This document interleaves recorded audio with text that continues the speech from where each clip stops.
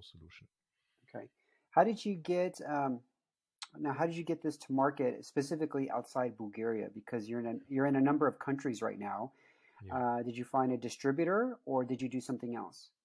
So we work in a mixed model where it's possible we try to sell directly through our webpage and with the fulfillment centers, and where it's not possible or there is a good opportunity to have the right distributor, because it has to be a company which is more or less uh, open for trying new products and innovative products, and is willing to take this kind of a risk to put them on the new market, then we start working with them, of course, as well.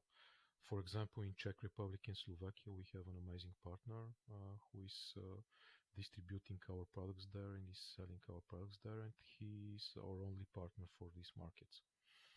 And we try to use a model which is good for everybody. So if we work with a distributor, we are always open and fair to them, and we are discussing with them how it's going to be the general strategy, so that we are not somehow, let's say,